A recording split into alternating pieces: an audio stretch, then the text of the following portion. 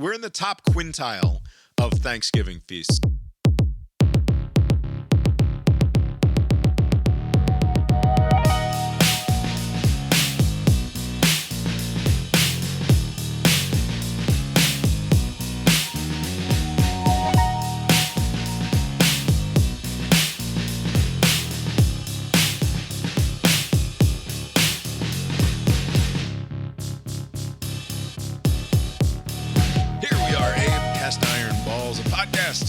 About sports. My name is Bob, sitting across the way from my good friend and co-host. That's Abe. How you doing tonight, Abe? Doing well, Bob. Yeah, here we are. Lori's here too. How you doing tonight, Lori? It is 8 o'clock. Gonna go fast, don't you worry. And Bob is sick. So we really don't have any time to do this at all. Lori doesn't have any time to do this at all. Tonight is Monday, December 1st, 2025. Abe's birthday week. Oh, yeah. Happy birthday, Abe. Yeah, a couple of days. Also, for the first time, I saw this on the news. First time since '88, the U.S. is not recognizing or commemorating World AIDS Day, which is today. So no more AIDS. The AIDS has been solved. Didn't they defund the PEPFAR or what have you? Yeah, I think that too. Yeah, that funding stream. That probably there's no money left to be like, hey, everybody, World AIDS Day. That's right. Cost too many dollars to tweet that one out from the White House press account. You have a good Thanksgiving, Abe? Yes, although I noticed that one of my friends was asking over the weekend. So on the weekends prior to Thanksgiving and after, I hung out with family and friends. But the actual Thanksgiving did not do anything family related. I went to the movie theater. There was some sort of outing that was going to happen, and I didn't want any part of it. And so, like a family outing or a friend's outing? Yeah, like a family outing. Like to what was so awful about the family outing? Was it the company or was it the plan? It's like new people, and I was like, I don't want to interact. You had to wait. What do you mean new people in the family? Like there's like these orbits that people inhabit, and I'm not in those orbits, and so like, hey, come along, and I'm like, you know what? There's this movie about some weird Japanese thing at the movie so I'm gonna go watch. Abe says, I gotta get my racism on here. And so I did that, yeah. And then I just hung out with them on the weekend, yeah. But no, it was good. How about you guys? You guys had a full house. We did. It was very fun. It was a spectacular week. Except Calvin was sick. Calvin was sick. But other than that... Yeah, the niece started the week sick, but she turned things around. She was fine. Eventually, yeah, she was fine. She's a kid. I don't know her that well. Her sick is still with energy. Okay. And Calvin's sick is not. Yeah. Calvin was pretty miserable the whole time. And then he got sad about the fact that he was miserable. Like, I've been thinking about my cousins coming to visit for months. And for the last month, have said out loud, literally at least once per day, I'm so excited for my cousins to come visit. I can't wait. And then they get here, and he's fucking miserable because he's not feeling well. So too bad you can't schedule illness. I know. If something's coming on, it's like, I don't want to do it now. Like, got company. Like, let's do it next week. A fun week, though. And the feast was as good, I think, as it has ever been.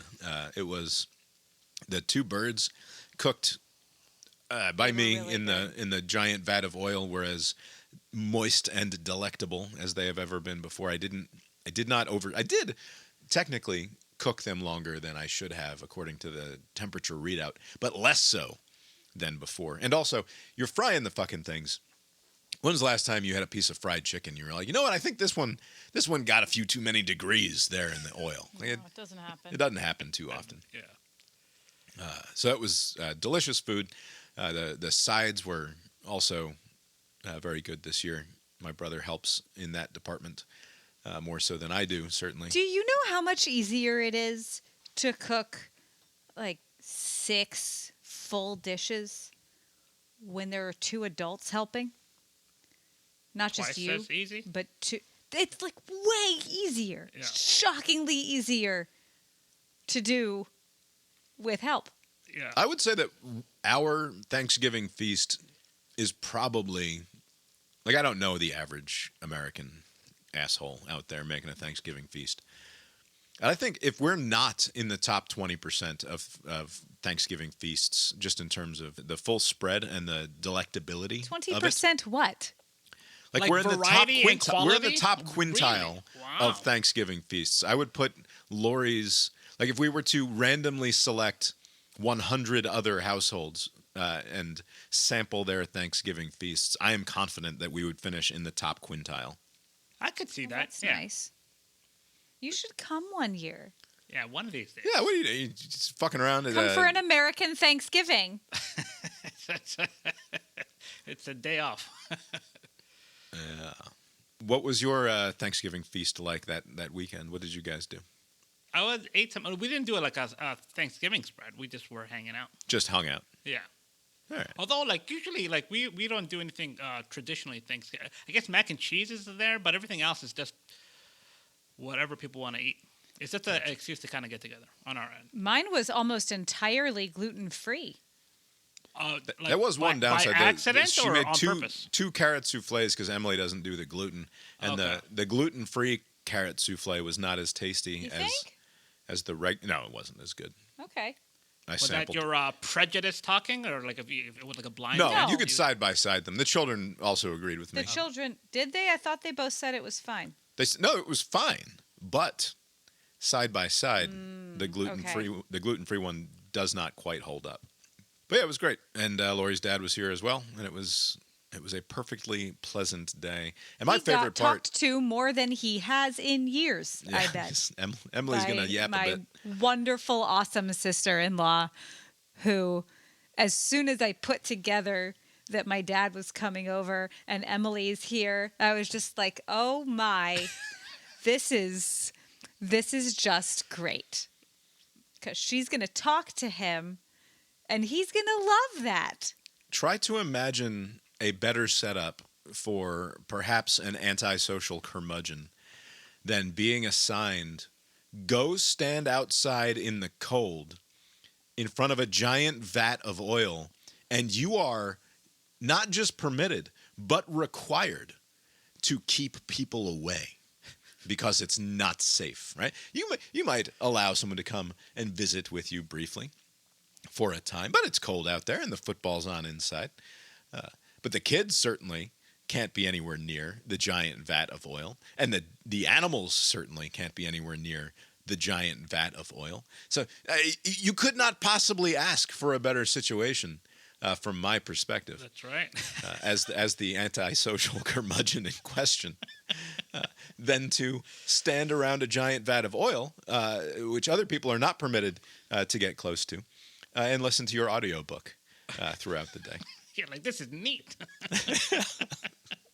What a fucking great holiday. Anyway, lots of football happened. We should probably discuss those various goings on. You know, I was hoping for like a chaotic weekend. I guess there was enough chaos. Like at least the Texas A&M Texas one happened, but I think I saw that for the second consecutive week, the teams ranked 4 through 14 all won. And the only exceptions to the 1 through 3 thing was the ones who were playing each other, basically. Or maybe that was the 2 weeks before. I don't know. Anyway, the point is, it is to that point, Abe, that there are very few teams in the top 15 who are losing games right now, with the exception of when it has to happen because right, they're yeah, when up they go against head each to other. head, right. And I think I've had it explained to me a couple of times, but it's still kind of wonky that a 5-loss Duke team is in the title game. I think you just have to accept it. When I was looking at all of the tiebreakers and whatnot, I think that you just have to be like, all right, whatever they do there's some. If there were a way for them to get out of it, they would take it. I think that they could get out of it just by saying we're the ACC and we decide things, and Duke can fuck off, and we're going to put Miami in but there, right? they're Like they're not accountable to anyone. Like, what is Duke going to do? Like, well, we'll see you in court, mister. Like, Oh boy, yeah. You never know. I hope Manny Diaz has some sort of weird a trigger in his contract that's like, if I get to the conference title before Miami, the team that got rid of me, I get like an extra $1 million, and he should get it. yeah. I don't understand why they wouldn't put Miami in there, because right now there's a 50-50 chance. I mean, I think it's fair to say 50. I mean, Duke could win this game. Like, I know that Virginia is favored, but like Duke could very well win this game, and if Duke wins it, they might not make the college football playoff. Yeah. And then, like, what do you do? I think that the committee would put Miami in there in all likelihood.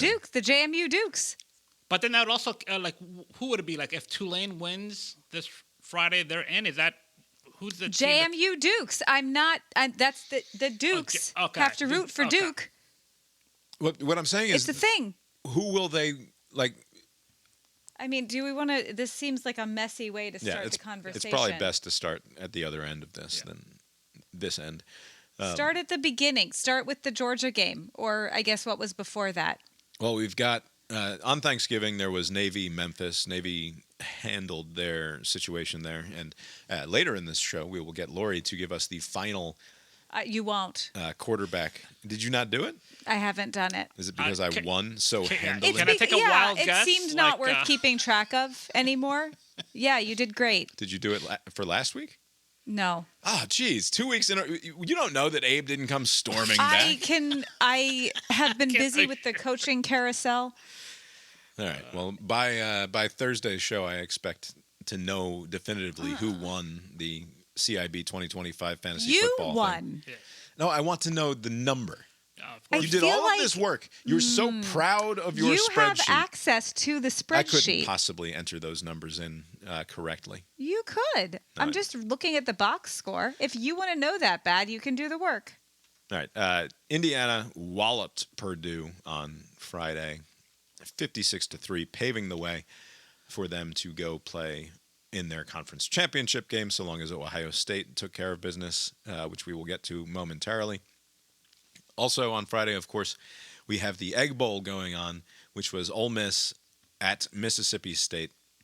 Quite tense. All of it around the Lane Kiffin question, really. Did you watch any of the Egg Bowl? Do you remember? I did watch it. You know, I mean, initially, what was it? I mean, I think Ole Miss took command of the game pretty early. I mean, it was like, what? It was tied early, but then they kind of just... It seemed like it was decidedly like an Ole Miss game after like maybe the first quarter. Georgia played Georgia Tech. This was an ugly game. Whew, boy, was it. We win 16-9.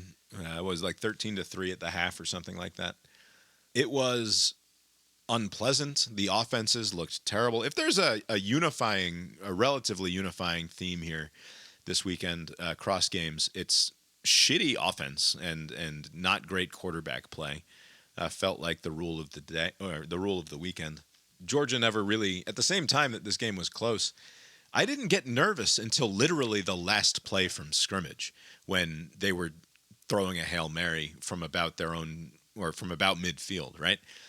Because they surprisingly, with like 8 seconds left, they throw a long one down the sideline and get out of bounds with just 2 ticks left on the clock, when I thought going into that play, well, this will be the end of things here, and they're 75 yards away, so things are fine. And then all of a sudden, they're at like the Georgia 47 or something, and it's like, uh-oh. Yeah. This could get very dumb because... How many overtimes? I fully expect Brent Key to go for 2 here in the event that they're not trying to play for overtime if they hit that Hail Mary, right? And also, this is like a home game for them, but they were playing at the neutral Mercedes-Benz, and there were a lot of red in that stadium, so it didn't even feel like a home game for them. So yeah, I think they probably would have gone for 2. Anyways, Grunter was not very good. Not even 100 yards passing, right? Like it was a very like and you know, as we're going through the day, we don't know if Georgia was going to play this upcoming weekend at this point, right? Because basically the Texas game hadn't happened.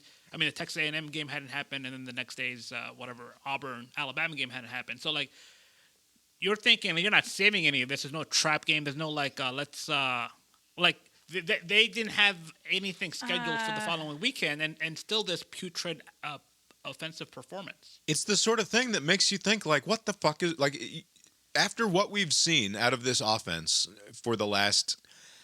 I mean, what do you go back to? You go back to basically starting with the comeback against Alabama. It's like, what can't this offense do when things are going right? And like the way that they played against Ole Miss, the way that they played in the second half against Alabama, the way that they played against Texas, like where is that just fully competent offense? And it must be a combination of injuries on the offensive line, right? Because Drew Bobo goes out in the middle of this game and does not return. So you've got 2 or 3 dudes on the offensive line who were not there, who should have been. And Grunter just doesn't have a ton of time. He doesn't appear to be seeing the field as well as he does when he's right. And then it's not like the rushing game was really getting a whole lot going either. Nate Frazier ends up with 16 carries and 100 yards, which is good. But our boy Bowens didn't see the field at all because he's been hurt. It was just ugly. And one wonders if, like, how much of it is Mike Bobo being like, we're just going to do the bare minimum vanilla bullshit. It seemed like a lot of that. Yeah. Because as much as I don't want to play in the SEC championship, it seems like all the coaches wanted to. So, like, they're coaching. Once you're there, I very much do. Sure, and like, whatever. I'm in just the abstract, saying, in theory, I very much do want to play in the SEC championship game. I It's know. just like Especially when you against start the thinking of Bums. it from the. It's like when you start thinking about baseball from the perspective of the GM. It's like, well, why is this guy not trading for this guy? And like, let's get rid of this bum. It's like, well, but if you love the team, you fucking root for the Sure. dudes who put the shirts that's on not every what day. I'm saying. I'm saying I think that this coaching staff and perhaps the players were being boring on purpose because they know they have another game. Just like last year, again, like our offense if you look at last year's schedule, Clemson, Tennessee Tech, Kentucky, Tennessee Tech, whatever, Clemson and Kentucky, it felt, especially against Kentucky, we almost lost. The offense was shitty. Pause. Emergency. It is imperative that we live bet the games I because we thought a real forgot. emergency. Holy shit. We forgot to live bet the games. We Fuck. are at war with Venezuela. That's right. All right, this game is apparently underway already. The Giants and the Patriots kicked off 1 minute and 27 seconds ago by the game clock there. Giants are a 7.5 point road underdog. Money line plus 350 against the Patsies. Abe, who you got? The 2-win G-Men are poised to win tonight. I'm going to go with New York. You're trying to lose me money on No, I purpose. got a good feeling. You know, it's bizarre. You sick fuck. You get one game over 500 and you're like, I know what I'm doing tonight. This is a ridiculous year in the NFL. I mean, the Rams lost to the Panthers. Anything can happen. Why not? Especially the Patriots. Money line, I assume? Yes, of course. Come on. They're winning the whole thing. There's no stupid 7.5 points. That will be a $5 bet to win a staggering $17.50. Whew, look at that. Jackson Dart is back tonight, I believe, right? Is that what's got you convinced? No, anytime I see the Giants playing the Patriots, I just assume the Giants are going to win. Look here. Eli Manning ain't coming through that tunnel. We got Dart now. See that they are the first team since '99. That is Peyton Manning's Indianapolis Colts with a 10-game win streak after losing 13 or more in the previous season. That was Peyton's second year. And good things are happening. They continue to happen here with the Patriots. All right, back to the Georgia game. Sort of back to the Georgia game. 46 rushes. I was speaking before. Oh, sorry. Our offense turned on last year against Texas. Prior to that, except for, like you said, the second half against Alabama, when it was like, all right, I guess we need it. I just don't believe for a second that these coaches are not holding things back. It's also, it's Kirby ball to the max Yeah. that we saw on Friday. Like 46 rushes up against 21 throws. Like that is what he wants to do against a team like Georgia Tech or a team like really against all of the teams. It is to his preference to just know that 4 quarters of running our dudes right into their dudes is going to result in us ending with more points than they have at the end. And that's fine when you have like a 10-point lead Yeah.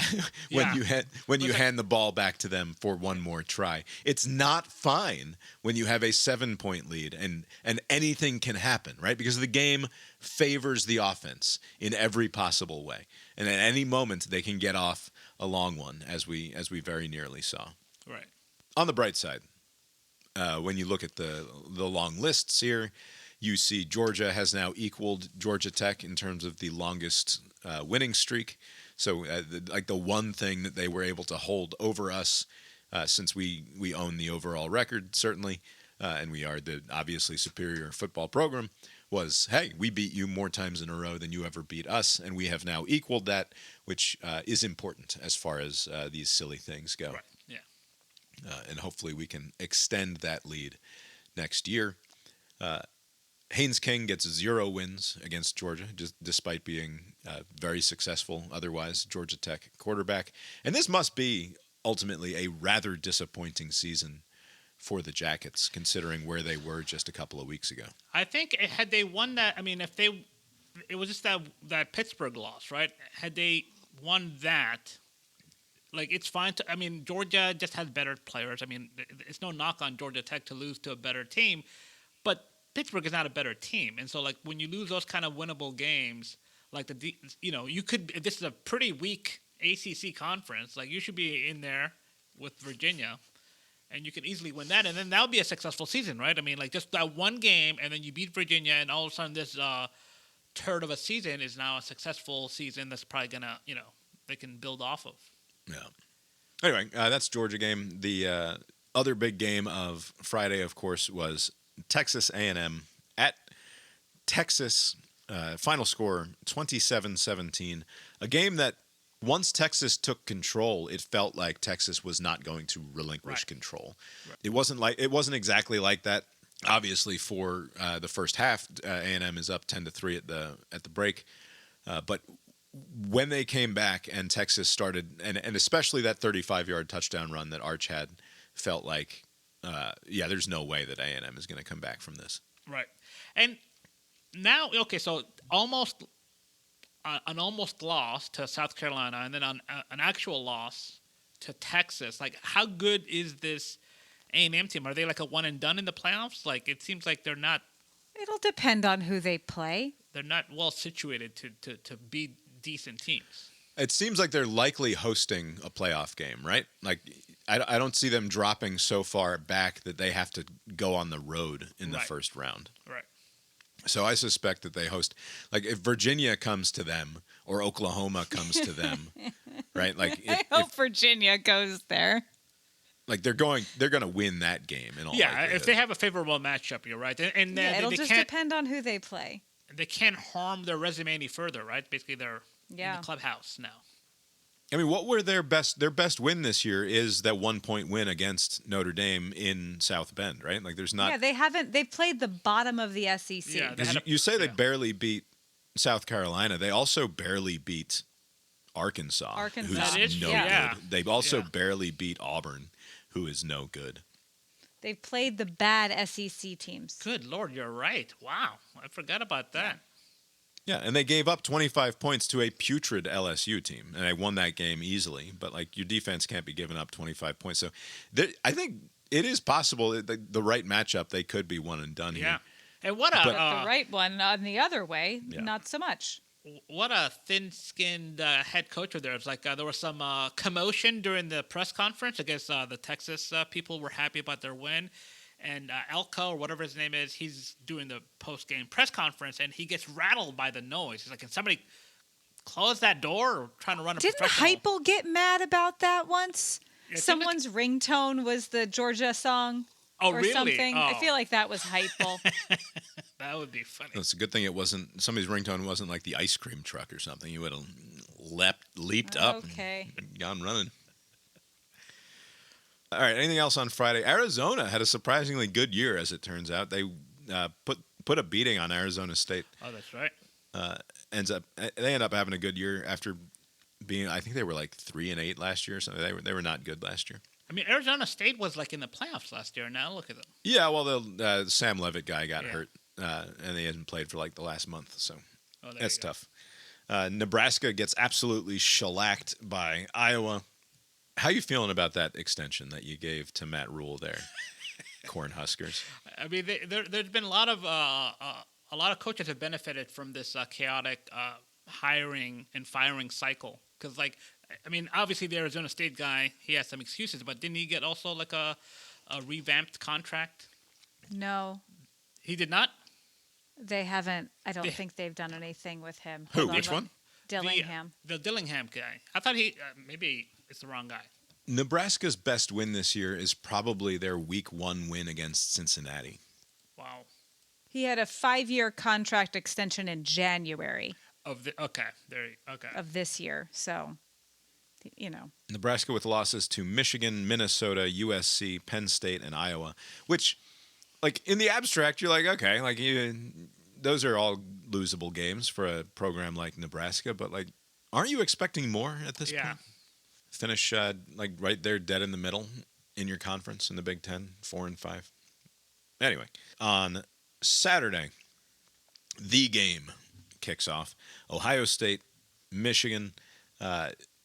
Eventually, of course, Ohio State runs away with it. They win 27-9. It looked early like Michigan was going to make a game of this. Yeah. Sand throws that pick, but Michigan cannot capitalize on it. They kick a field goal instead of a touchdown. You cannot, if you are the team that is trying to do the crazy and hilarious thing, you have to put the ball in the end zone when you get the opportunity to. You cannot kick field goals early. Do you know how easily you could have put that motherfucker on tilt? Ryan Day would have been losing his mind down 14-0. He would have believed that he was literally still in a nightmare, right? Yeah. Like, he would have gone and, like, he would have thrown water on his head, or he would have, like, stuck a fork in an electrical outlet just to prove that he was in a dream. Because this can't possibly be real life. Yeah. And then because you combine that with the fact that the referees completely blew a call that ends up going for a touchdown for Ohio State. Their long touchdown score by the Smith kid, I think. Jeremiah Smith. Jeremiah Smith was bobbled on his way through the end zone and fumbled out of the back of the end zone. Should have been a touchback for Michigan the other way. Like, the ball is – I have no idea what they saw on replay, because it is clear as day that ball is bobbling as he is crossing the plane of the end zone there. Right. And then he never establishes himself in the end zone anyway. His first step is out of bounds in the back, like to the side of the end zone. That's the infinity end zone, right? Right. But like, he does not have possession of it. Right. Yeah. The ruling on the field, if I recall, was that it was a touchdown, and they upheld it. Right? Did they basically? But didn't they say like the runner broke the plane? I think is how they describe it in the play-by-play stats. So I don't know. Like, maybe they just gave him credit for having the ball, even though it was kind of coming. The ball was moving. Yeah. It was absolutely a fumble out of the back of the end zone, and that happened with them then down 6-3, and so they go up 10-6 with that score. If instead that's a fumble out of the back of the end zone, and Michigan is currently up 14-3. Yes. Like, I know that the rest of the game goes Ohio State's way, basically. Like, Michigan can't get anything going on offense for the rest of the day. But, like, you just don't know. Yeah. And it's not like Ohio State looks pretty good. They have that long play to Jeremiah Smith, and then their other stud wide receiver also ends up with a long touchdown play, I believe, at some point. That Carnell Tate kid has like a 50-yard TD reception also. But, like, you just don't know how the attitude, the momentum is the word for it, obviously. But, like, if instead of 10-6, it's 14-3 there, and Michigan has the ball, like, it's just a whole nother thing. Right. It doesn't matter ultimately. Right. The better team won, yeah. But yeah, the better team won. But, like, the point is, like, if you're going to be a Michigan team who does this, you need every little bit to go right. Yeah. And that fumbling through the end zone thing is an example of something that can happen in a game like this, that the underdog ends up winning. When it doesn't go the way of the underdog, it was at that point that I was like, oh, there's just zero chance. Yeah. Like, it's not in the stars today, as silly as that is. I still don't think that we know very much about Ohio State. Like, they're the undisputed number one team in the Yeah. country. I wouldn't argue with it. The offense is good. Julian Sayin is probably pretty good, and he has those two very, very good wide receivers. And they've beaten everybody who's been on the schedule, largely without any drama whatsoever. Right. Well, with the exception of Texas to start the year, which was just a one-score game. But yeah, I don't know that they've been tested. And the good news is, Of course they haven't. It's Who coming. have they played It's- that's yeah. any good at all? Like, not even. I'm not arguing that they're not good because I don't know, but like they've played bad teams, yeah. right? Maybe Yeah, they I mean- made him to look bad. I mean, this is a pretty solid team. No, that's not how it works. Yeah, sometimes people just aren't exposed to it. We'll see next Yeah. week. I mean, I think this year over last year, this Indiana team is very formidable. They're not gonna surprise anybody. This should be like a pretty close game between the two. So like if they're able to win comfortably against Indiana, that would settle that question, right? This team Yeah, is for no, real. it's well, and hopefully it'll be a good game. Yeah, hopefully, yeah. Washington. I wish I could see the records of these teams. Washington, Minnesota, Illinois, Wisconsin, Penn State, Purdue, UCLA, Rutgers, Michigan. Yeah, I mean, Illinois and Michigan yeah. are the ranked teams right. in Illinois, that list. Illinois is not a bad team. But they're not good. Right. It's like A&M's schedule. Like they're playing. Yeah, and the big Teams that are problem is not that good. you can't even give them credit for that Texas win because Texas No. was such a mess for and a long time. because it was week 1. Like whatever. Yeah. They weren't as good in that game. Like if they played again today, they would Yeah. destroy Texas. Does Texas belong in the college football playoff? We kind of skipped over this, but Texas just beat an undefeated Texas A&M team that had looked pretty good. Like we said, a couple of close wins that maybe they shouldn't have been so close. But Texas challenged Georgia, hung with Georgia, certainly. They've looked better for the last month, 6 weeks. I mean, that was their worst loss. So if they get a quality loss against Ohio State, right, to start the season, so that's like half a point for losing on the road, and then Yeah. a bad loss but one possession loss to Florida, and then you lose to Georgia. So like that should be enough, right? I mean, 3 losses is a problem, but I think that's a good resume. You won at least one of those big games. If they had It's lost, not the problem is that it's not a better resume than Miami, right? right. Like if it comes down to like how do we figure out who I feel like that this conversation can be had on Thursday. the problem is that there aren't enough games to be played where this I mean yes it can, but Let's have that conversation on Thursday because the rankings will come out tomorrow. that's true. Right. So let's And- not worry about. And we have conference championships to worry about. Right. And yeah. So like there are some that will knock some spots open potentially, but not necessarily. But it's not. I don't want to talk about who's Texas. Should they be in the? I don't know. Don't lose to Florida, and we won't be having this conversation. Yeah. All right, also on Saturday you have the number 5 team in the country, the Big Ten's great hope, Texas Tech depantsing West Virginia 49-0. At We had home for West ugly Virginia. South Carolina, Clemson. South Carolina Clemson was fairly ugly throughout and kind of the best game in that time slot. Like I forget, was that the noon time slot or was Yeah. it the 3? But we had like 5 or 6 games going and they were all blowouts with the exception of a fairly tight Palmetto Bowl. Isn't that what they call that one? Yep. They don't say it like that. Are you sure? 381 yards throwing for Lenoris Sellers, but only 14 points on the scoreboard. Tough year for the Gamecocks. Not going to be invited to New York. No, I suppose not. Not by the Heisman people. Maybe by some buddies. Yes. Kentucky gets destroyed by Louisville. This was a game at kickoff, I think was just a 1.5 point game. Kentucky was the underdog, but did not look like they deserved that sort of respect.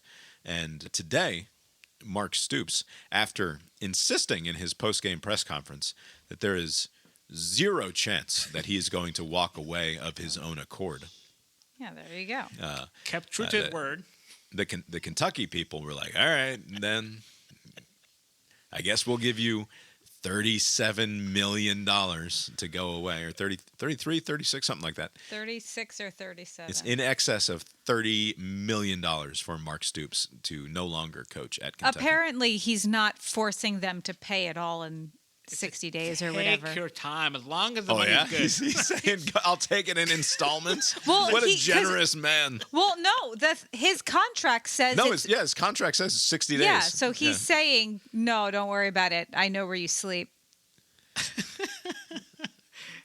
I wonder if he's gonna head down to Athens for a little rehab stint. What would you have him do in Athens? Just analyze. Just look around. Yeah, analyst. But man, what I a don't know. cushy job he had. And I wonder if Kentucky was a little late in their decision making. Like, I mean, they kind of lost out on a couple of potentials. Their new guy. They're hiring the Oregon OC, right? The Oregon OC, Will Stein. Didn't they want They're that gonna guy be that the just Florida fine. got, that Summerall guy? I thought that's what they wanted initially. That's weird because here's my guess. Summerall is a defensive guy, and they end up going for the Oregon OC. So I don't know. I have a feeling, knowing nothing about anything, that they got. Also, why is John Summerall pronounced with 3 syllables? It's Summerall. Why is it Summerall? That's up to him. You take it It's up with just him. weird. I would think that they were like, "Hey, you want to come work here?" And he was like, "No." So they waited. Yeah, I mean, and Summerall's not wrong to say, like, I will take the much better job at Florida. Yeah. No, it's not that.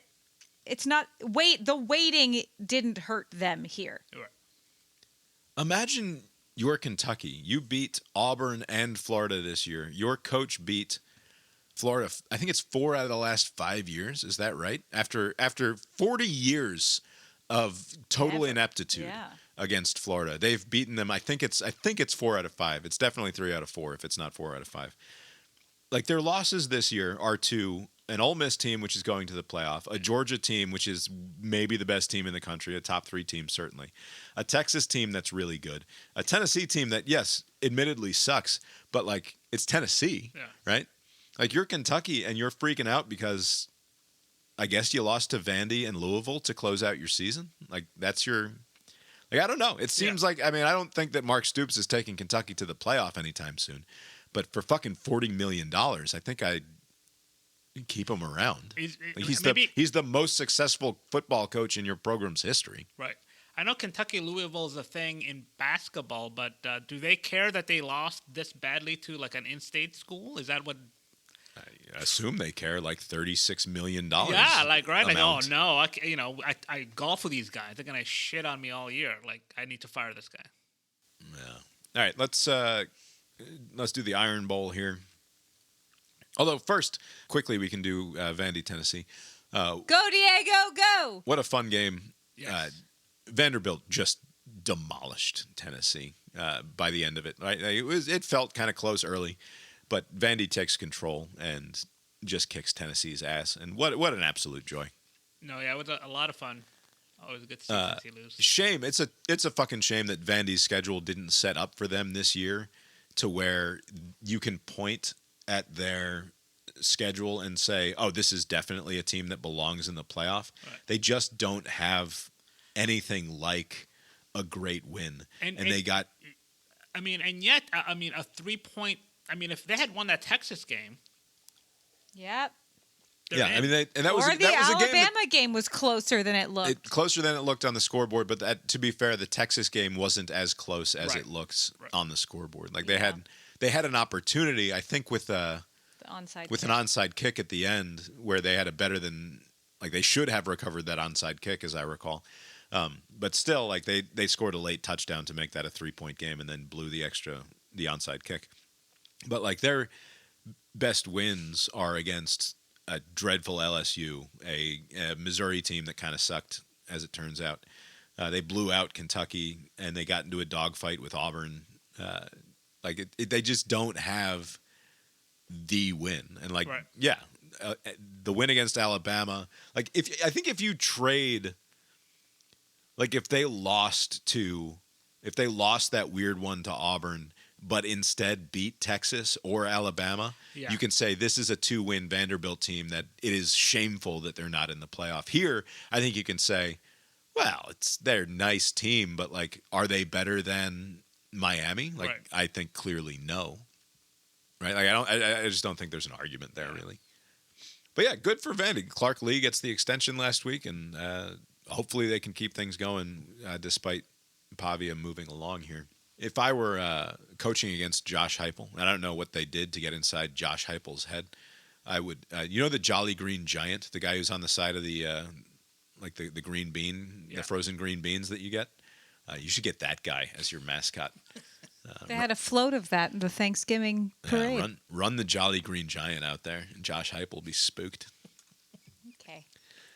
All right. Miami dispatches with Pittsburgh to make a fairly strong claim that they should make the playoff, especially in the face of Notre Dame definitely being in. Like, it's like, how can you leave out Miami? And the reason is similar to, or not similar to, but sort of the mirror version of the Vanderbilt question. You can lose one of those games that they lost to Louisville and SMU, but you really can't afford to lose two of them. Yeah. Right? Like if their two losses were instead to maybe the Notre Dame team that they played, or if they had lost to, I mean, their schedule fucking sucks, but like, I guess Florida State? I don't know. I mean, yeah, like if you'd lost to Florida or something, and rather than Louisville, like maybe you can make a claim here that like it's just not acceptable. But like if you're a great team, you can't lose both of those games, and so that's where I start to lose the sympathy for them. At the same time, but though, if you're Notre Dame, you did lose both those games. Yeah. Yeah, but they've just left no doubt at any other point in the year, right? Okay, still. It's whatever. I don't care, but it doesn't make any sense. And that's fine. Things don't need to make sense. Yeah. And we can discuss the Miami Notre Dame question more on Thursday, I'm sure. So we're watching UVA dispatch Virginia Tech. No problem at all, right? There's just not really any doubt Good for them. about that game as it's going on. And then, because there were multiple dominoes that had to fall for this whole Duke thing to happen, right? The last domino of which was the SMU Cal game, right? If Cal beats SMU, then all of a sudden you're looking at Duke instead of one of the actual 2 lost teams or 3 lost teams, or one of the other 5, was it 5 teams that tied atop the ACC? Yeah. So what the fuck is wrong with SMU that they can't beat Cal out there? A very exciting game, it must be said. You know, I did not catch it. How did that game end? Was it a close game? It was close at the end. SMU comes storming back. They scored 21 points in the fourth quarter to Cal's 14 to end up falling just short. Wow. At the end, they kick an inexplicable field goal with 8 seconds to go. Was it third down? What was it? It was... I think it was third down. Cal scores a touchdown to go up. They march down the field. They're trailing 35-31. They get the ball with a little bit more than 2 minutes to go. They go on a 7-play, 75-yard drive and score a go-ahead touchdown with just less than 2 minutes to go. And they go up 38-35. SMU gets the ball back, and on 3rd and 12. Lori was right. They kick a field goal. With how many seconds left? That was like to end the 8. game, right? Was it? Or was there were 8 seconds left on the clock. They could have done a quick. They could have done. Got a little closer. Tech got the ball back with 8 seconds to go, and took a shot halfway down the field, and all of a sudden now instead of a 75-yard Hail Mary, it's only a 45-yard Hail Mary. For some reason, they're kicking this ball on 3rd down from 52 yards out. And the kid had the leg for it, but a 52-yard field goal sucks ass. Like, take a shot to the sideline, or like you cannot just try to kick a Hail Mary field goal when there are 8 seconds left. That is a bad job by Rhett Lashley, the coach of SMU. You need to take one more down there and at least try to get a quick 5 or 10 yards if you can before kicking that field goal. Like you have to trust your quarterback enough to either throw it out of bounds as like you have 2 seconds to get rid of this fucking ball. If it's not what we need, like if we're going for it, just throw the ball away. Right. Field goal misses, and there are still 3 clicks left on the clock, and Cal takes a knee to win the game. It was a very surprising decision in the moment to see them kick that long field goal with 8 seconds left. I assume that these programs have, like, in their heads, they're like, if it's less than this many seconds, then we have to do this. Right. But maybe that's like overthinking it. Maybe they don't actually plan that far ahead. And he's just like looking up and he's like, oh, there's no fucking time. Kick it now. And there's nobody there to be like, no, man, one more play. What are we doing? You know, considering all the time these coaches devote to this, 3 hours on Saturdays and Sundays, like I'm sure they have some sort of plan like that. Like instead of like wasting time in the moment to try to arrive at the right decision, you should have already something in place. If this then that, like if it's less than 15 seconds or 10 seconds and you look at your quarterback's eyes and you don't see it, like take the safe route and if it's within 55 yards or within the distance of this kicker, I'm sure there's some sort of formulation to where why waste time having to think about it in that moment, think in advance and then just execute when it comes to it. No. Oklahoma defeats LSU at home in a close game that they didn't take. They had to take a very late lead in. They end up winning 17-13.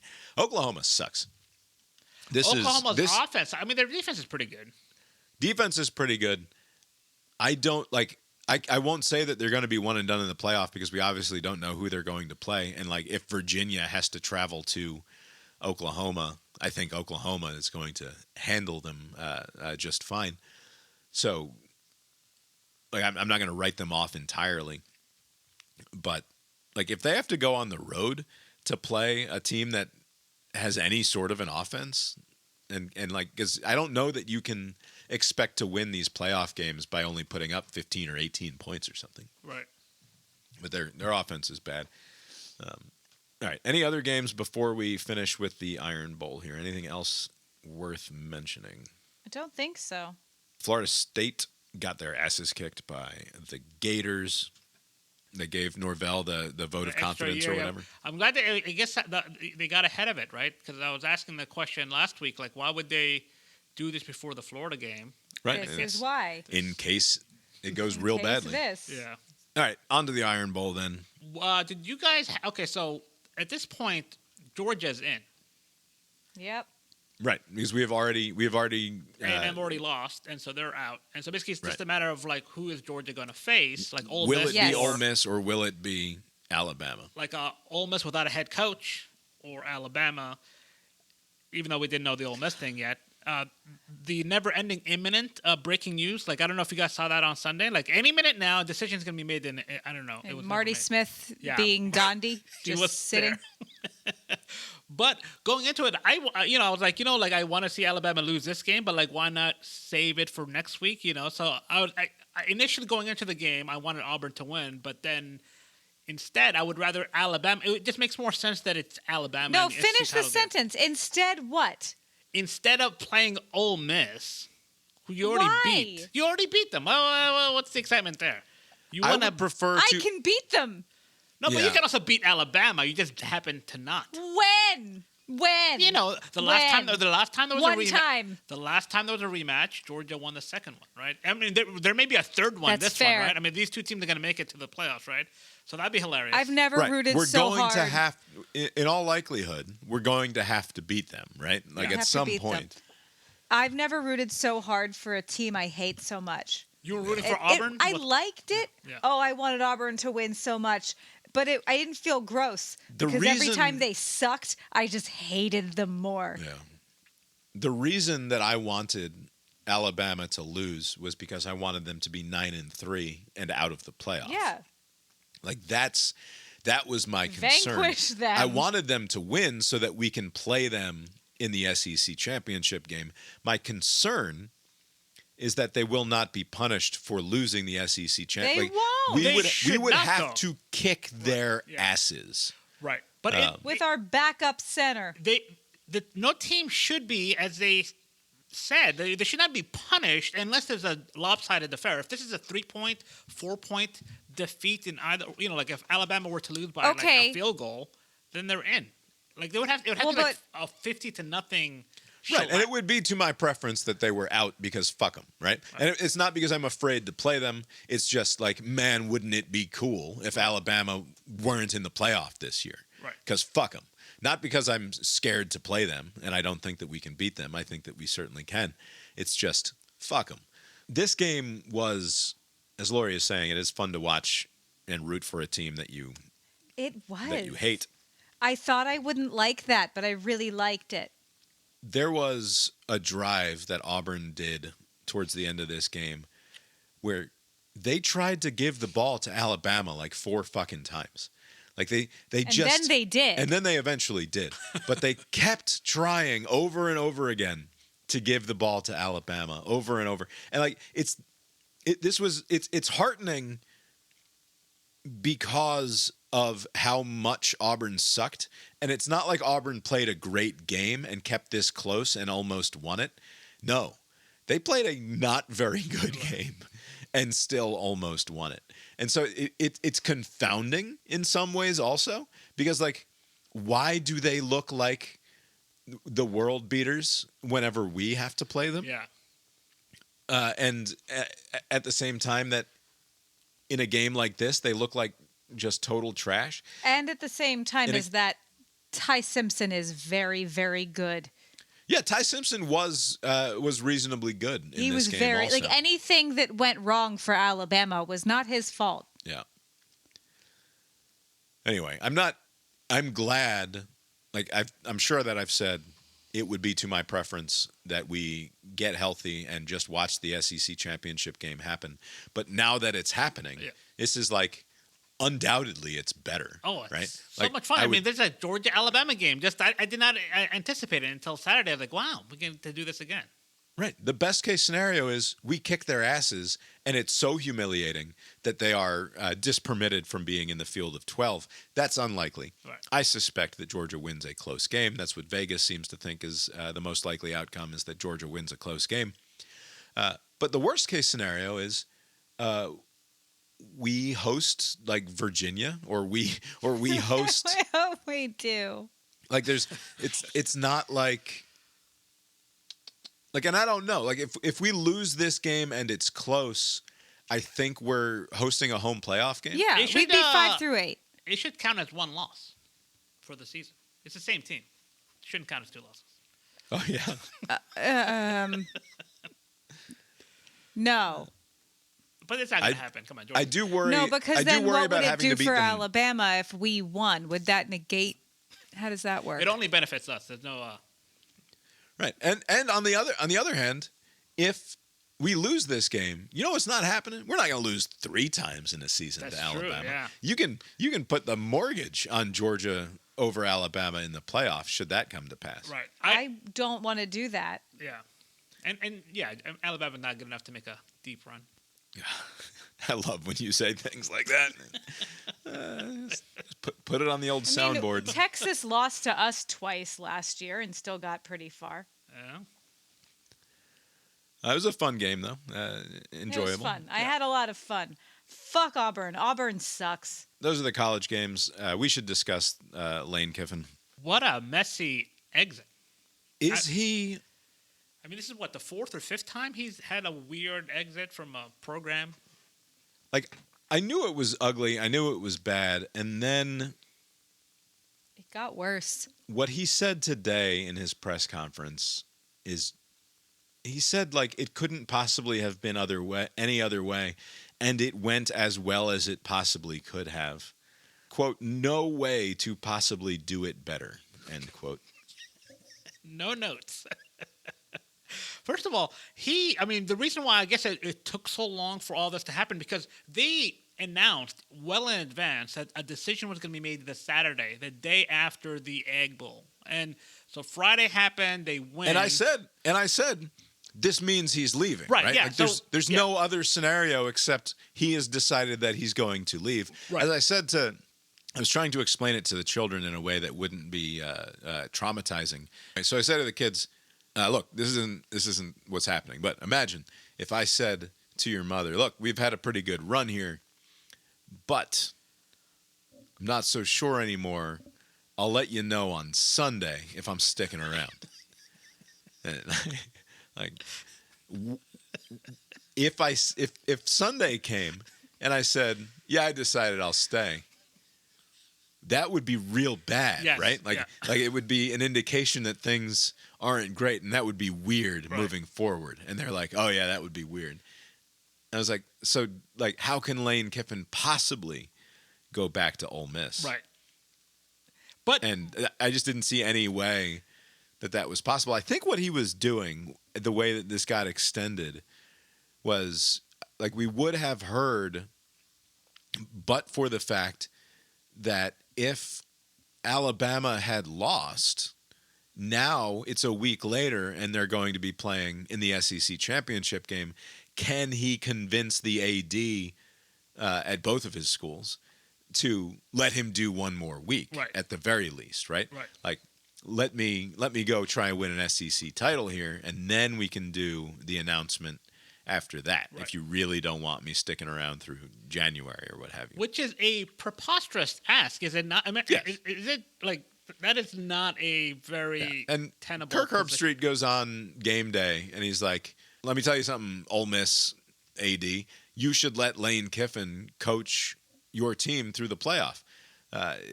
Like, why not? This is what's best for the kids. You need to let him coach this team. He got them this far.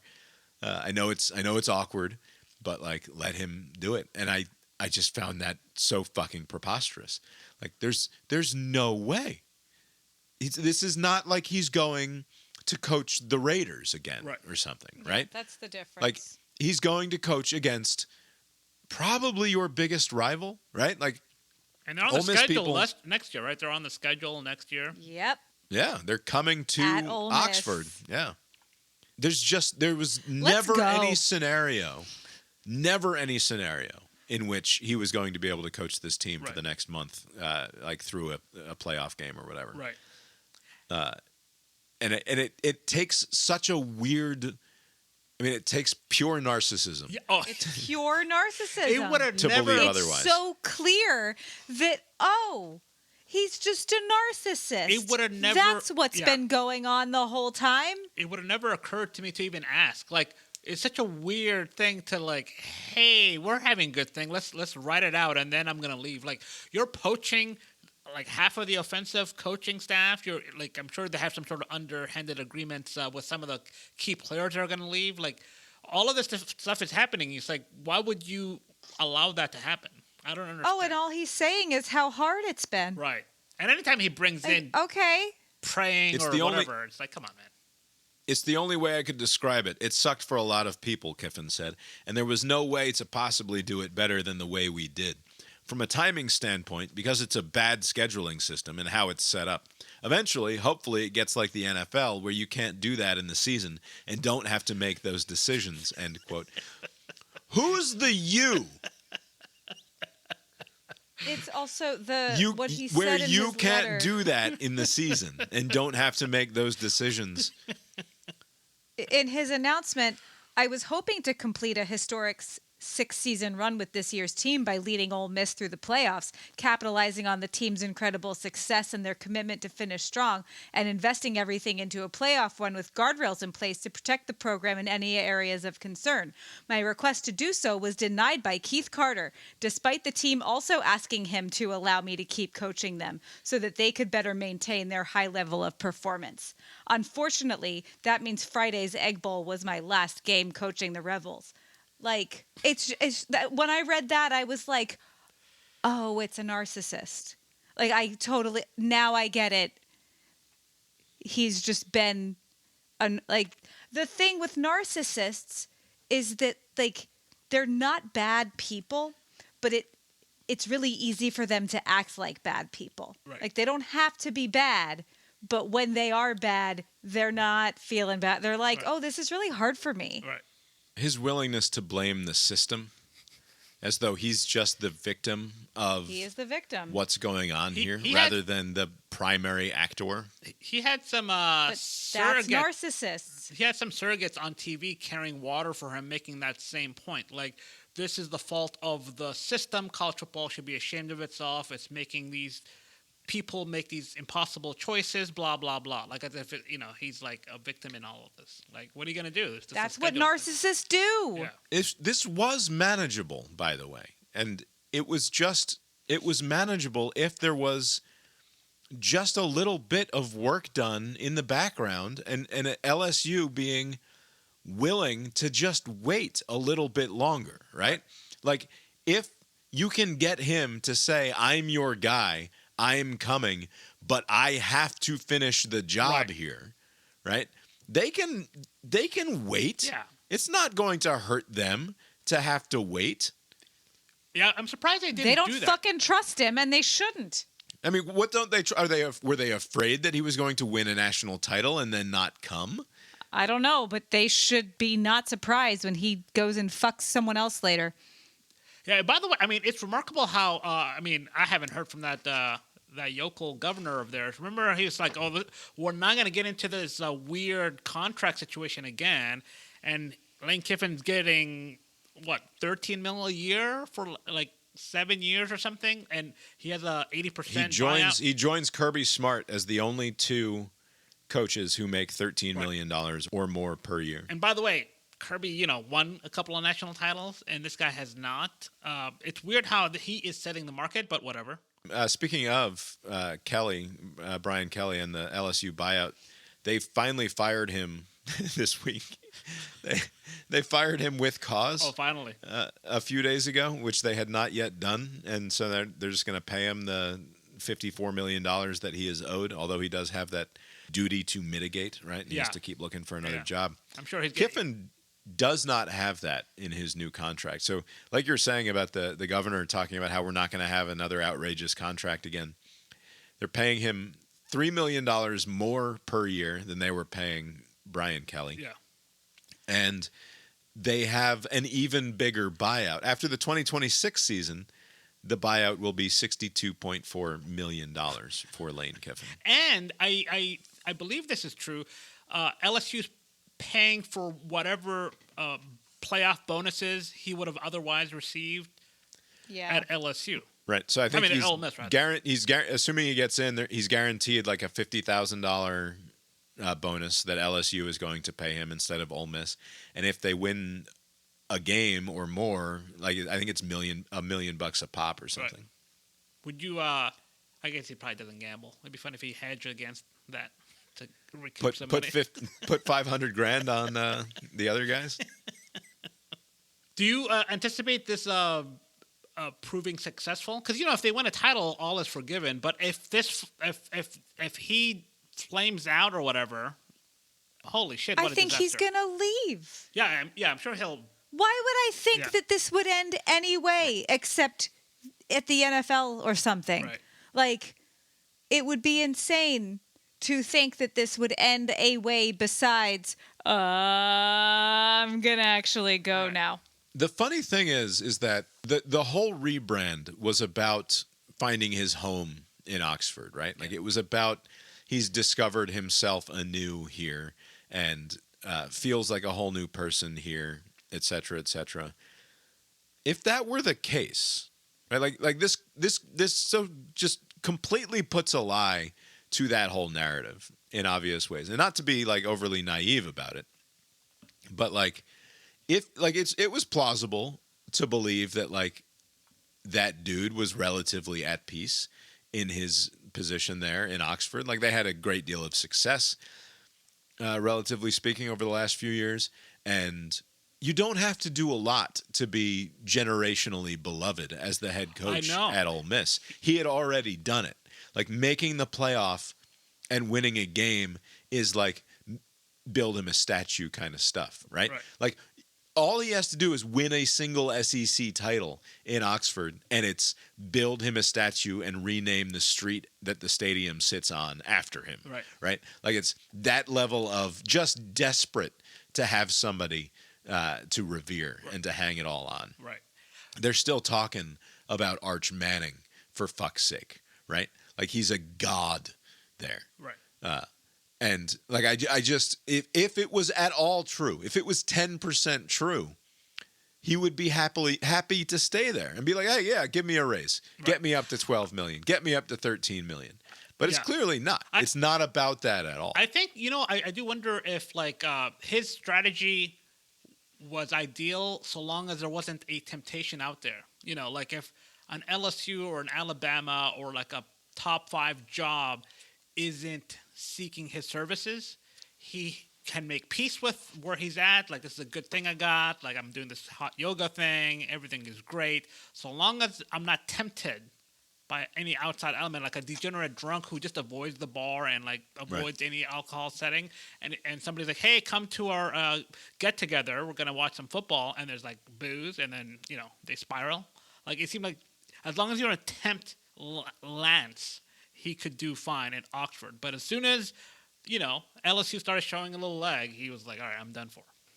Is he constitutionally or temperamentally utterly incapable of staying in one place? Like, let's say it goes well. LSU needs to make the playoff every other year, I think, to keep them happy down there, if not every year. I mean, you're paying for it. If you're paying $13 goddamn million a year, you better expect to be in the playoff just about every year. Imagine that they win a national title. Yeah. And yeah, we're building statues. At the same time, everybody wins national titles at LSU except for Brian Kelly, apparently. Yeah. But is he just forced to leap from there at the next thing a year or two after the national title? And if it's not going great, I think obviously he's going to be gone. Yeah. I want to know how much longer / how much older that girlfriend of his is going to get before he finds a new one. I bet it's not much. Right. Yeah. It's the same thing. Yeah. You think he's going to grow old with this person? Or do you think she will become too old very quickly? Yeah. But to answer your question, as soon as a better opportunity presents itself, Lane Kiffin will take that opportunity. Is there a better opportunity? Apparently, he consulted with 3 gods. He consulted with Pete Carroll and Nick Saban and God himself. And they all told him to go to LSU. One of them told him it was the best job in the country. I assume that was Pete Carroll. Okay, it wasn't God? Yeah. He didn't get into the details on what the Lord above told him, except to tell him that he should go to LSU. But what are the better jobs that you can be like? Yeah. Nobody's going to be able to pay him. You can't pay him more, right? LSU will pay him whatever it takes. It's There's just not like, a better I think recruiting bed in the country. I think once you get to this level, it's just like a matter of preference and history and connection, because it's like a top-tier program. They have this weird setup where they have no competition in their state, and it's a talent-rich state. And so they're able to have just ridiculous receivers every year. So, and like you said, it's easy. It's easier to win there than it is at Oxford. So, like, he's situated well to win a title, which will boost his resume so he can go somewhere else. Because I'm sure he'll end up with me. I'm thinking it'll be the NFL. Unless he has some sort of roots somewhere in college football, he's going to try the NFL again to see if he can succeed there. It's a 7-year deal, over under 4.5 of those years. Is that the right line? Is it something like 4.5? I don't know. Seems a little high. It does seem high, but I just couldn't imagine. Like, I can't imagine He he's was gone at Ole after Miss for what? after 9? 2. 6 years, I think, at Ole Miss, right? Well, the problem is with him, like, when things go south, like, he kind of, I don't know what he does to kind of sour relationships, but things can flame out quickly if things. I read he burns the bridge. Burns the bridge he's standing on. Yeah, like, if he does that, then he's going to be on an accelerated clock. I would take the under if it's 4.5. I would take the under if it's 3.5. Wow. I mean, if there's a dream job, it's it's USC, right? Like, I mean, But he was there already. But he was already there. They're not going to take him back. Yeah. Or would He's they? too messy for an NFL team to go after him. Like, he's not, Yeah. right? Like, there's a reason that it was Al fucking Davis who did it, right? Like, Right. who in the NFL is going to be like, yeah, give me that guy? And also, it's a huge pay cut to go to the NFL. Yeah. I mean, He's not going to get $15 million to Right. go coach in the NFL. Right. I don't know. I think he's there and it's a disaster and they don't know how to get rid of him. I mean, besides cut him a huge check, obviously. But he's going to be owed 80% of his contract whenever they do cut ties with him. And there's no duty to mitigate in the way that there is. Which you would think a young man, you'd be like, Yeah. give me that duty to mitigate, agent guy. What's wrong with you? I know. Like, why would that be like a sticking point? Like, what's the matter? You gonna retire? I also think it's worth pointing out that for all of the talk about like the apologists saying, hey, you should let him stick around, and as ridiculous as that is, I think it's clearly ridiculous that he should have been permitted to coach this team any further once he's heading to a direct rival. When Lane Kiffin was taking the job at FAU and leaving Alabama, what did Nick Saban himself do? Yeah. Didn't he He tell him? said- Yeah. Fuck off. Fuck off, then, if you're not with us. And this was Alabama. This was ahead of a semifinal game or something, I think, as I recall. Yeah. It was. Yeah. Before something big. Yeah. So like even in his own experience, he must know. And that wasn't going to a rival. That wasn't Lance going to some SEC West school. That was him going to Florida Atlantic. I can't imagine having the stones to be like, yeah, I'm leaving, and also you're going to let me coach for the next 6 weeks. It's because you are not a narcissist. And- You yeah. can't imagine that because your brain doesn't work the same way. It's also weird that he keeps bringing that up. Like, I wanted to do this thing. He wouldn't let me, which I understand. It's his decision. But he keeps on, like, bringing it up. Like, why do you keep bringing up that you want Well, to that's coach? the narcissist also thinks everybody else is. It's very hard. It's a very hard thing to deal with. He doesn't know he's a narcissist. He thinks he's normal and that everybody else is just like him. So if someone else were in his position, he would say, they should let you do that Right, if that's yeah. what you want. Right. It's very hard to deal with. And he'll never see that he is in the wrong there. He will always find ways to validate how he feels as a victim. All right. That's it for the games and for the coaching drama, although there's a coaching carousel in full effect here. Ole Miss officially promoted Pete Golding, which was their defensive coordinator, who has a very scruffy look. This is not a temporary thing. He's getting the job. No, they've made it very clear. And I think that opens the window for transfers like this week.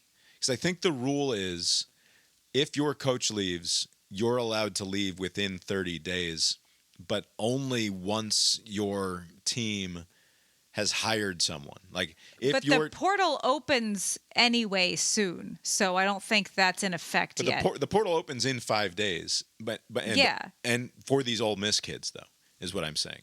But even not for them. That happens on like January 2nd. But we're close to that anyway. Right, but what I'm saying is Sure. we could, before the portal opens for everyone, Yeah. half of this Ole Miss team could be gone to LSU. That would be something. All right, the CIB 2025 football pick'em contest. Abe has extended his lead. Everybody had a pretty good week, with the exception of Lori. Lori adds 0 points to her situation. Squad douche. Got all 5 wrong. Jimmy Carter gets one right. He had Alabama minus 5.5 points, and Alabama wins by a touchdown. Let's see here. Cousin Steve missed all of his college games, but had the Bengals and the Texans. Abe, what the fuck is wrong with the Colts all of a sudden? Things are falling apart. It's a very depressing loss. To the point I'm not, I was planning on going down to Jacksonville this upcoming weekend to watch the Colts play, thinking that they'd be on the upswing, but fuck that. Oh, you're not going to bother now? It's already. Will you sit in regret if they end up winning that game? Or are you just going to be? The schedule's a little weird because now there's that 4:00 SEC game. I wasn't anticipating Georgia being, right. Everything just kind of shifted a little bit. So I was like, I'll just stay in Atlanta. But yeah. Texas What was the problem this weekend? Again, the offensive line, or I think the offense is just not gelling. I don't know what's going on with the receiver. No one seems to be as open as they used to be. Taylor has cooled. Just a rough game. yeah. All right, and then I got the Vandy and the Clemson games right, but nothing else. And Abe, you had Texas, Vandy, and NC State. You put together a 25-point week. Our scores as of right now still within reach. Yeah. I think it's safe to say. But Abe out in front with 250.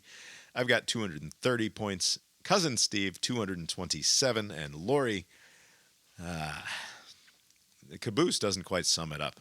We left the caboose in Just the station. how I wanted. I didn't want to be here. And we have chugged along. It is impressive to fantastic. go 0 for 5 multiple times. Thank you. In a single season. That's not easy. All right. You've been listening to Cast Iron Balls, a podcast about sports with Bob and Abe. Lori's here, too. You can find the show on Substack, brainiron.substack.com for more from us, including the Billboard Hot 100 game and eventually the flagship podcast of this here multinational media empire, Cast Iron Brains.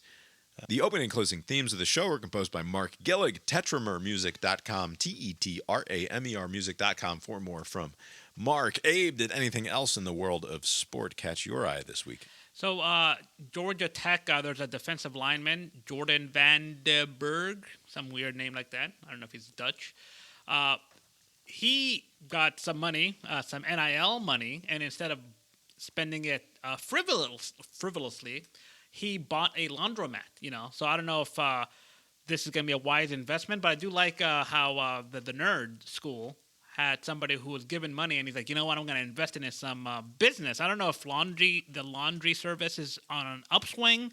People are renting more. I don't know what's going on in Atlanta, but maybe it's a lucrative market. Who knows? But it's a good move, get that money and then invest it in something. And then was there a TV show where somebody buys a laundromat? Well, I mean, Breaking Bad Bad. had a car wash, right? Or whatever it was. What did they have up top? And they did all the illegal stuff underneath.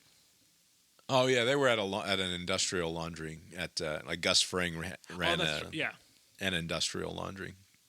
Anyway, yeah. Well, so that's hopefully good. he's not. Good for that idiot. Yeah. This is not like a front for drugs. He sees an opportunity. All those Venezuelan boats. He's like, got some inside information I here. can produce here. No, I don't know that far, but kudos to this Vandenberg fellow.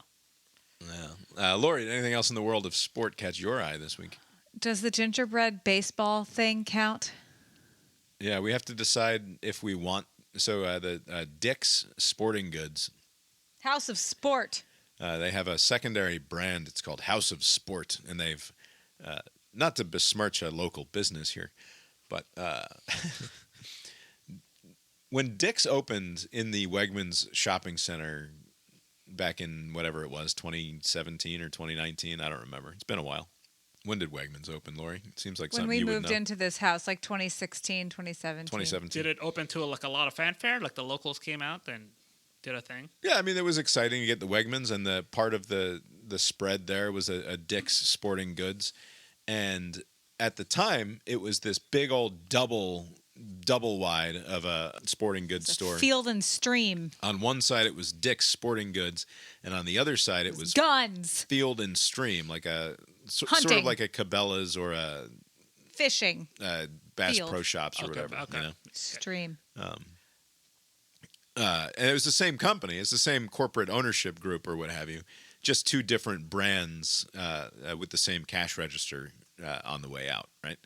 And then after a couple of years of that, Field and Stream went away, and they rebranded it as Public Lands. But it was still all housed under the same thing. But they shut the motherfucker down. They did a big renovation in there, right? Like they did all of that, and then after that, they shut it down again. And it was just going to be just a big double wide Dick's now. And so they did a bunch of renovation work over there and for the third time in 3 years, had a grand opening, and then just this past month, they've opened up what's called House of Sport, and they've rebranded the whole building, so it's Dick's House of Sport, and it's completely transformed inside for the fourth time. And even on the Dick sign, yeah. So the whole thing is a House of Sports. So now the whole thing is House of Sport. And it's a crazy amount of money that they've spent over and over again redoing the inside of this fucking building. For no reason. And it's like, yeah, like what are we... Just have the sports stuff. Yeah, what are we doing? But they have like a climbing wall in there for if you want to have your kid Batting have like cage. a little birthday party. And they have a crappy little batting cage in there if you want to go hit balls. It's just... I wonder if this is... It's very much a relic of another time. Because it's like the amount of money, and it has this big like cathedral-esque aspect to it when you walk in. Like it is an impressive commercial space, but like, but who gives a shit? We have Amazon, right? It's not 1997 anymore. What are we doing here? And it's like, no, we're gonna save retail by having these impressive cathedrals of like experience commercialism, and it's like if I need a basketball or a soccer ball and I got a couple days, it's probably going to be cheaper on the old Amazon. So that's what I'll do. And I don't have to get up to go there.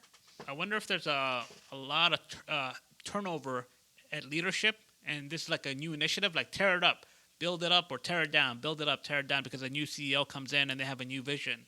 Because otherwise, it doesn't make sense to spend this kind of money and it's not coming back in. It's not like... It wasn't like packed. The place is never busy. Right. So it's like, yeah. So. I've never had to wait in line. It's for kind more of than nice when you're in there. It's very quiet. Yeah. You're always outnumbered by staff, except in the shoe department. That's a guarantee. There will be 27 people in the front half of the store doing nothing, and one asshole running to the back of the store to find the shoes that you need. Anyway, we bring it up because they're having a thing at Dick's House of Sport where they want their local partners, and our Little League is certainly a local partner of the Dicks, to compete in a gingerbread house competition. They want if you would like to present a gingerbread house, then it will be on display at Dick's, and the local rabble can come and vote on who produced the best gingerbread house. Right. And then the winner gets some hundreds of dollars of extra Dick's donations as a result of winning. And we have to decide whether or not we would like to compete in the gingerbread house competition. Are there any rules about how you acquire this gingerbread? Could you buy it, or do you have to make it? I mean, none. I'm not saying I'm leaning one way or the other. I'm just asking a question. Why are you always seeking the angle, Abe? No. I'm asking for more information, Bob. You call it an angle. The angle is you have to get the people to come to the store to vote for your thing, and then you win money for your organization. The thing that sucks is I have nothing to go. Do I bring it Saturday morning? Right. Do I assemble it there? How big should is it be? Permitted to be? Yeah. Yeah. What? Like, I have none information. But also, like, it is easy for the two of us to envision, we could make a pretty kick-ass gingerbread house. And then I'm like, well, obviously we could make an awesome one.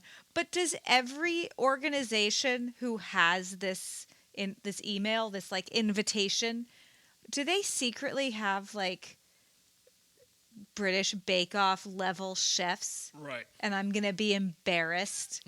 Right. Yeah, that's true. Like, I don't know. Or they call up some fucking bakery outside of D.C. and they like import this impressive gingerbread house that we could never possibly compete with. Like a professional job here. Right. Yeah, more information. But like, it's not like we would go and buy the $19 kit at the grocery store. No, I'm going to make the gingerbread. We would make the motherfucker, and it would be awesome. But it might also look like we made it rather than like, yeah. You know. All right, something that I was amused by. The NFL is seeing a pattern of officials botching the overtime coin toss. Did it happen again? It happened. it happened again in a game between the Broncos and the Commanders, which was last night's game, and an exciting game. The Commies almost Yeah, I saw the won this highlights. thing. Yeah, they went for 2, right? And it didn't work. Yeah. All right. So here, prior to the overtime period beginning Sunday night, referee Land Clark led the captains for both teams in a coin toss at midfield. As the Broncos were the visiting team, Clark asked Broncos quarterback Bo Nix for his choice of heads or tails. The Commanders won the coin toss, so Clark turned to Commanders punter Tress Way to hear his choice. "We're going to kick that way," Way told Clark. Clark gave a quick nod before turning to Way again and asking, "Kick that way?" "Kick that way," Way reaffirmed. Clark turned to Way again and reiterated in a half-question, half-statement, "You're going to kick." Way then again confirmed the decision to kick. Clark turned to Nix and told him the Broncos would receive, going in the direction that Way selected. Washington's choice, Clark announced to the stadium as players from both teams dispersed. "They will kick this way." So obviously the problem here is that they don't get to pick both whether or not they will kick and which direction that kick is going to go. That should be the other team's choice. But there's something about this guy, like he mind freaked this guy when he said, "No, we're going to kick that way." It's like, who's the goober that is making all the television appearances? I thought you were referencing Hasselbeck when he said we're going to get the ball and we're going to score back in the day. You mean something else? No, the mentalist. Like O's or whatever that guy's name is? Yeah, O's the mentalist. Yeah. Like, because this is the second time this happened, because on November 16th, Carolina Panthers went to overtime against the Falcons. Panthers quarterback Bryce Young announced his choice in the same manner as Way did on Sunday, where he says, "We're going to kick that way." And it's like, if you just say the thing, you can mind freak the other asshole into going along with you. And because they changed the overtime rules all the goddamn time, the referee is probably all flummoxed anyway. It's like, why are you kicking in over? Why would you decide to kick in overtime? That is against how things have always been, you idiot. And he's like, "Oh, wait, you're going to kick that way? Why would you?" Like, there's something that is happening in the minds of these referees.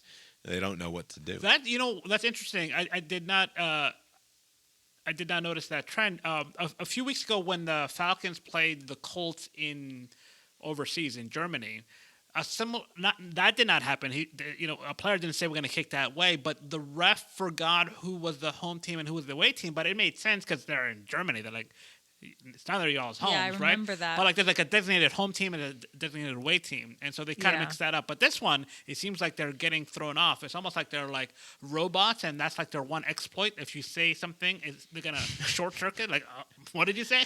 Kick it which way? Jedi mind tricking these assholes into getting what they want. One wonders if it's not like a work, like if they're not being told to say it that way just to see if they can get away with it. I wonder when the NFL will have like an unsportsmanlike conduct, confusing the ref, like after the commercial break, like you can't do that.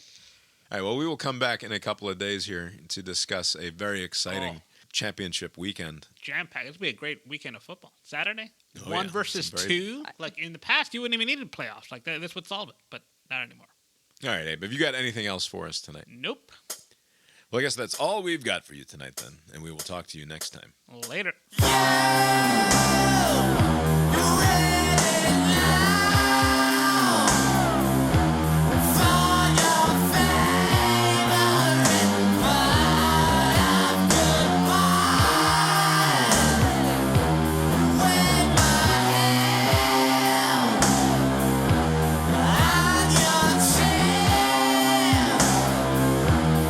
Leaves us still, will to